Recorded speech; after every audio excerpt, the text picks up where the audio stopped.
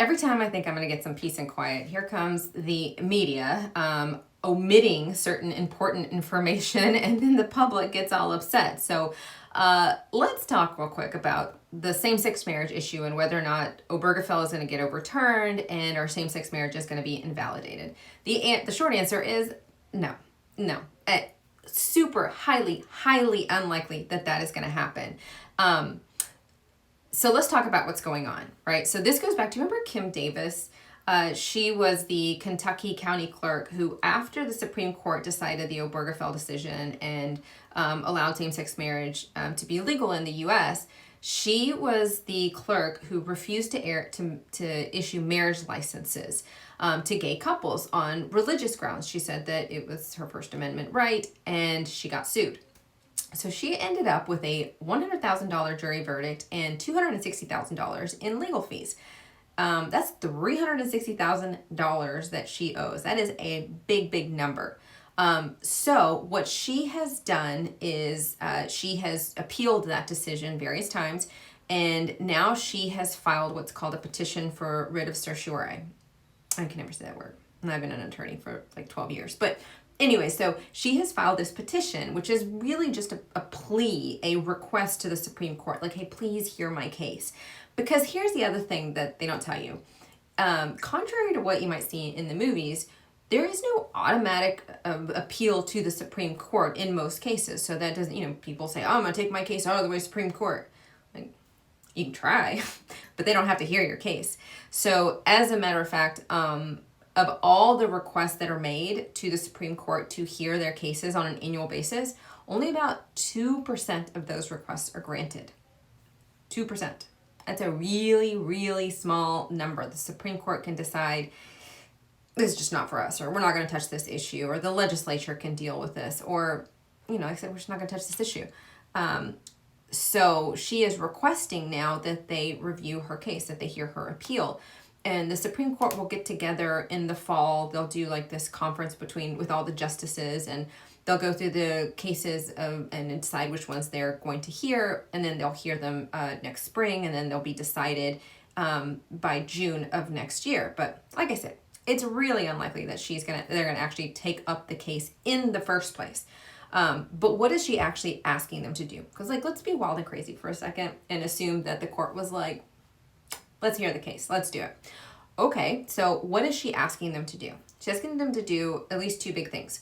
One is she's arguing that the First Amendment religious exercise makes her immune from personal liability for denying those marriage licenses. So basically she's saying, I was exercising my religion and I should not be held liable for this because the First Amendment protects my exercise of religion.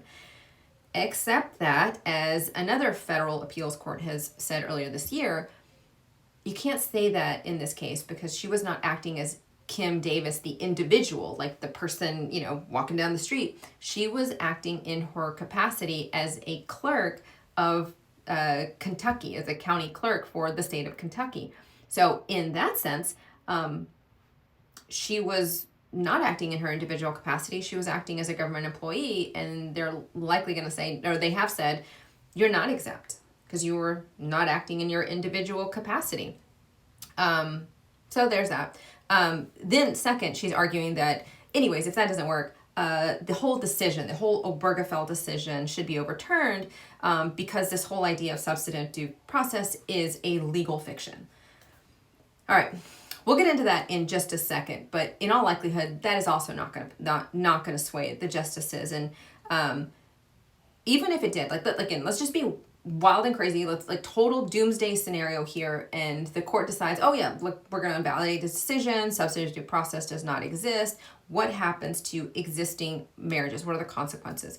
Well, in a rare act, Congress actually did its job, and in 2022 they passed the Respect for Marriage Act, which requires federal government and all states to recognize legal marriages of same-sex and interracial couples, even if there are changes in the law. So those marriages are still would still be valid. They would still be safe. But again, that's total doomsday scenario. By the way, did you see what happened there? Like when the court makes a decision and then Congress then says, oh, let's do our job and let's actually write a law. Let's pass a law. And then the Supreme Court can do its job, which is simply to act as a referee. That's all they're supposed to do. They're just supposed to be here as a referee. Unfortunately, Congress has refused to do its job, so they have had to take a bigger role, right? Kind of think about it like, it's fourth quarter in a football game, and, both teams have just sucked it up, and you're down to, one team scoring, but it's a really, questionable score. And so it's up to the ref about, is this going to count or not? I don't know, so that's what has happened with the Supreme Court, that too many times Congress has failed to act. And so the Supreme Court is left in these decisions, making these very public, high profile decisions that really could have been solved if Congress would just do its job and pass a bill if that's what they wanted to do, instead of leaving it up to the to the Supreme Court. So anyways, like I said, in a rare move, they actually did their job and passed a bill. But I want to talk with you specifically about the justices, because here's the other thing. People are saying, yeah, but if it does go to the Supreme Court, there are 6 conservative justices and 3 liberal justices, and we know how they're going to vote. So no, we do know how they are likely to vote, but I think it would surprise a whole heck of a lot of people. So let me explain it this way.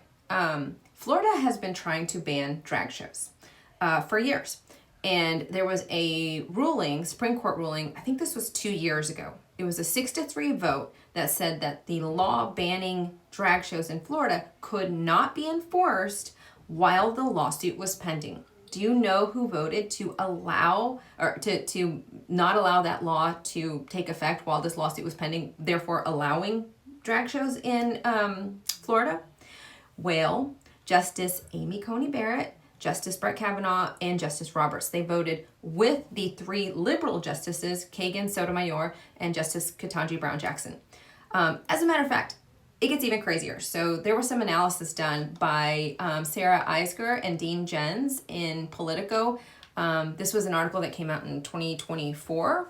And they did all this analysis on how the justices vote and who they vote with. 50% of the votes, and I think this was in the year 2023 that they did this analysis, or for the year 2023. So 50% of the time, the votes were unanimous. That means the conservatives and the Democrats agreed unanimously 50% of the time. That's huge, because the media would have you think that they can't even agree on lunch together, right? And that's not the case. How many times would you think that the liberals were on one side and the conservatives were on the other side? Care to guess? 8% that year. 8%, that was it. They're not really as at odds as everyone would have you think they are. At least 90% of the time, at least one of the liberal justices voted in the majority. So at least one of the liberal justices agreed with the majority, even if it was a conservative majority. And here's the other crazy thing. So I know everybody gets on Amy Coney Barrett because she's, super religious, or she's very Catholic. She's got a bunch of kids, and she's the one that's going to strike everything down. Do you know that she votes with Justice Sotomayor 77% of the time? And she voted with Justice Kagan 79% of the time. And that same year, she voted with Justice Ketanji Brown Jackson 75% of the time. There is so much more agreement than there is disagreement. And again, this all goes back to the fact that if Congress were to do its job, and I'm thinking like high school coach here, I remember being yelled at by my coach, the game should never come down to the ref. It should never come down to the ref. You had 4 quarters to play, and it's going to come down to the ref because you guys didn't do your job. Okay, that's exactly what happens with the Supreme Court. Congress doesn't do its job because they're afraid that if they do their job and they pass bills that are going to piss some people off, that they may not get reelected. And Congress doesn't like that, right? They like to keep their job. So instead, they're like, let's just not make big decisions. And we'll just let it go to the Supreme Court, and then they can decide. But then what happens? You end up with these 9 justices who are left making decisions, very monumental decisions, that should have been left to Congress, because we, the people, elect Congress, and we can hold them accountable, not the Supreme Court justices. So it's a whole mess. But in short, no, same-sex marriage is likely not going to go anywhere. And if it does go to the Supreme Court, Well, there's a lot more agreement than there is disagreement.